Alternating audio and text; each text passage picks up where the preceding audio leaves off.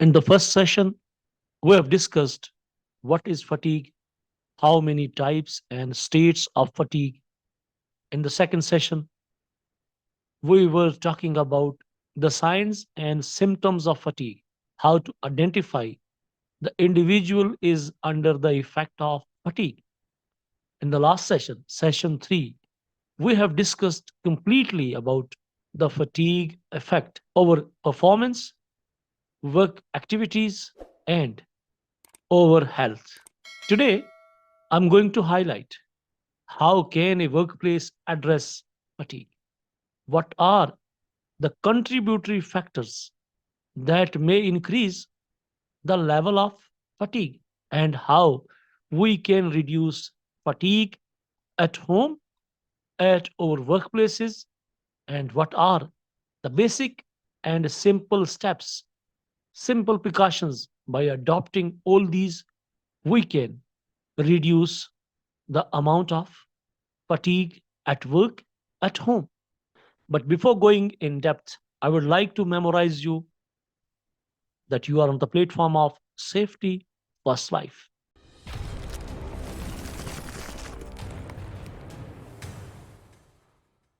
If you are first time on this channel, kindly subscribe it and press the bell icon for all future notifications. And if you find the video informative, please like, comment, and share it with your friends and colleagues. Do you know how a workplace can address fatigue? Dear friends and fellows, fatigue can be addressed through the workplace's safety management system or as a separate fatigue management program. Creation of a program that addresses both workplace and personal factors may include two.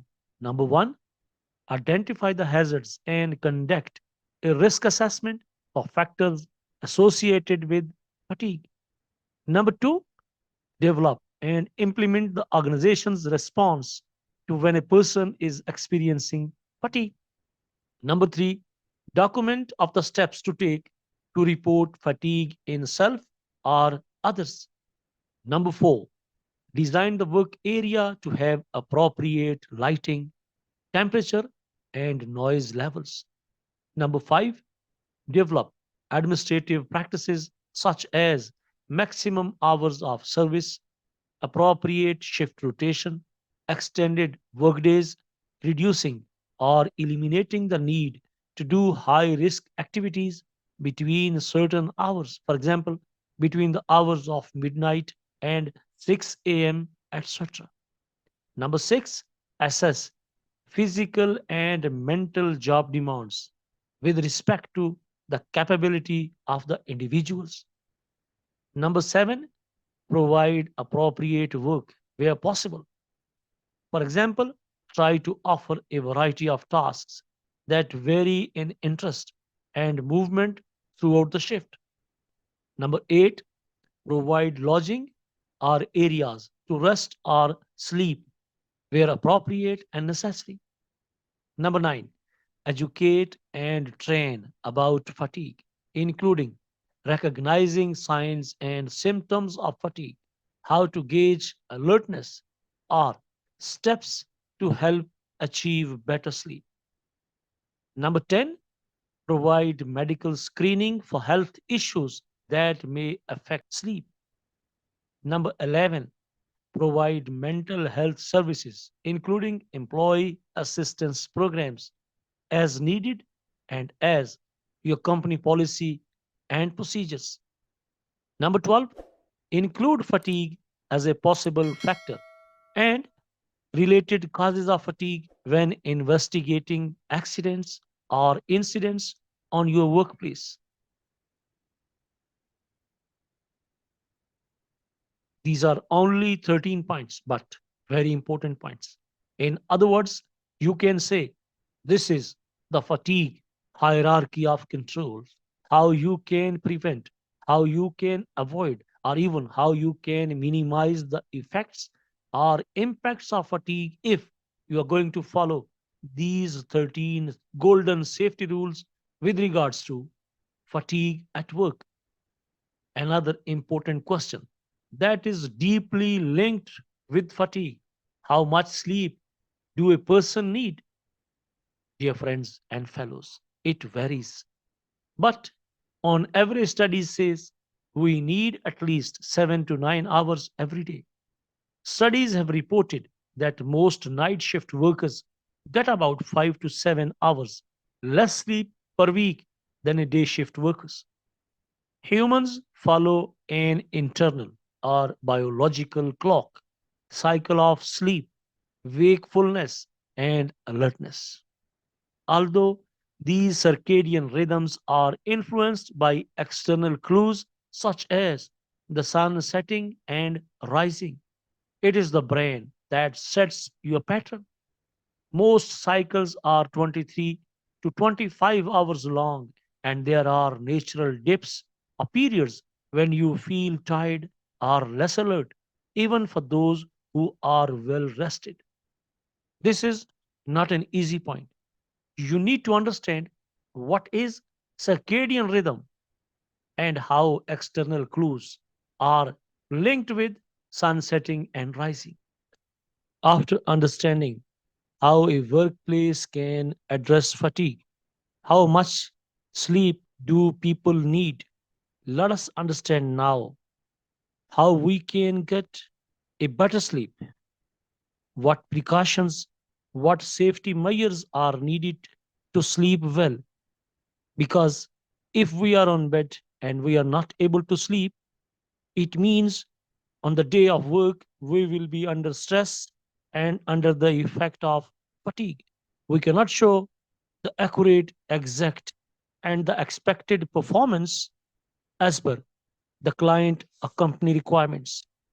So, better thing is to pay attention how you can improve your sleep, how you can sleep well, or how you can gain better sleep.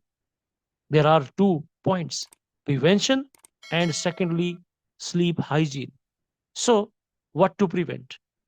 If you suspect you may have a medical condition that interferes with your sleep, go to your doctor, physician, and have any concerns investigated. Secondly, let us understand now what is sleep hygiene.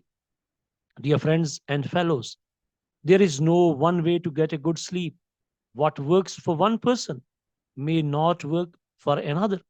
In journal, suggestions or recommendations may include: number one, go to bed and get up at the same time every day. It means, in short, make your life disciplined. Number two, exercise regularly. Very important point. Number three, eat at regular intervals and consume a balanced diet. Do you know what balanced diet includes? Fruits, vegetables, whole grains, healthy fats, and protein. Number four, use your bed primarily just for sleeping. For example, do not watch television, use your electronic devices, read or do work in bed. This is a bad practice. This will interrupt your sleep, and this habit will keep you waking. Why? Because you didn't create a sleeping environment. Number five, if you are not sleepy, don't try to go to bed.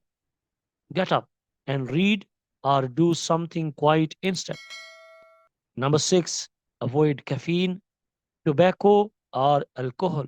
If you will consume these items, you will not be able to sleep, or maybe your sleep will not be considered as a good sleep.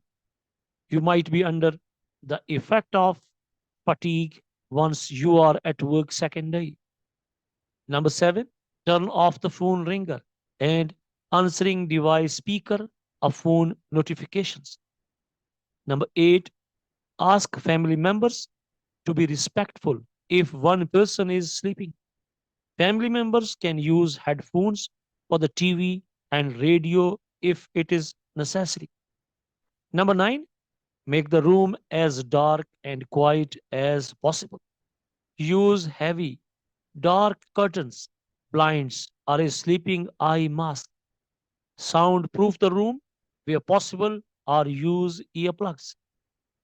Number 10, most people sleep better when the room is cool. Consider using an air condition or fan in the summer months. In hot, you will not be able to sleep, or if you are trying to sleep, that sleep shall not be considered as a good sleep, a better sleep, because you are not comfortable due to hot environment.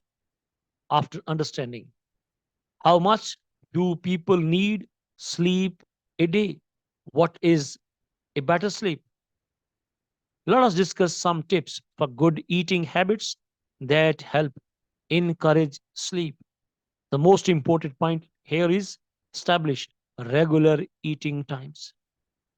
Dear friends and fellows, remember our bodies need energy provided by food to be able to perform our daily activities, daily tasks. Having meals at regular times is important to function at our best.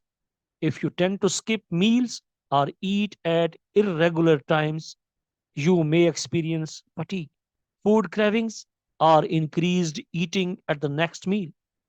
It must be your aim or objective to have at least 3 meals a day, including a variety of foods. Very important point. Some people, they are skipping breakfast because they are not waking up early. Some people, they are busy on internet and they are not going for food at night. 3 times, 3 meals mandatory for better health, better performance, and to avoid fatigue, stress, and diseases. But if you are working in the night shift, try to have your main meal before going to work. A heavy meal during the night may cause heartburn, gas, or constipation, as well as make you feel sleepy or sluggish. And you know very well, if you are sleepy, if you are tired, if you are not alert, if you are not active at night, there is the possibility of a workplace incident or accident. So you need to avoid accidents and incidents, as well as you are responsible for the safety of your co-workers, your friends and colleagues at work. Let us discuss few examples of what you can eat during work breaks. Having snacks in between meals is a great way to keep us nourished and give us the energy we need to complete our work shifts. At breaks, opt for healthy snacks that include combinations from a variety of foods from the 4 food groups. Here are some ideas. Just for example, crackers, a fruit and cheese, social tea cookies and milk, yogurt, and a small low fat muffin. Cut off fresh fruit or have nuts mixed with plain yogurt. Here, I want to clarify. The food I discuss in between the meals is an example. You have your choice, you have your capacity, you have your interest, and maybe also it depends where you are working. You are in a desert or you are in the city. So, as per your need and availability, you need to consume a healthy and hygienic food. Why? Because your safety is my prime concern, and it is only possible once you are taking food regularly, you are taking hygienic food, and you are consuming combinations of food that include fruits, protein. Why? Because to keep you alert, energized, and active. After segregating the quality of food, let us understand what are the safety requirements once you are going to check your caffeine intake. Dear friends and fellows, excessive intake of caffeine can cause insomnia, headaches, irritability, and nervousness. It is recommended that foods containing caffeine should not be consumed up to 8 hours before sleeping.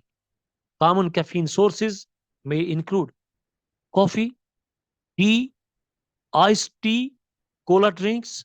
chocolate, or headache relievers. If you are taking, you need to consider the time period. It should not be within 8 hours once you are going to sleep. Otherwise, you will not be able to sleep well. If these caffeine intake is not safer and it can affect your sleep and sleep directly linked with fatigue. So what are the alternatives? You can take decaffeinated coffee or tea, non-cola beverages or water. Water is the best alternative. Let us discuss now what snacks are beneficial or helpful for sleeping well, dear friends and fellows. Going to bed with an empty stomach or immediately after a heavy meal can interfere with sleep. If you get home hungry, have a snack that is low in fat and easy to digest. A light snack before going to bed helps in getting a good restful sleep. What are the examples of light, helpful snack that you can take and sleep well? Cereals with milk, fresh fruit and yogurt, oatmeals with resins, digestive cookies and milk, piece of toast with a small banana, etc.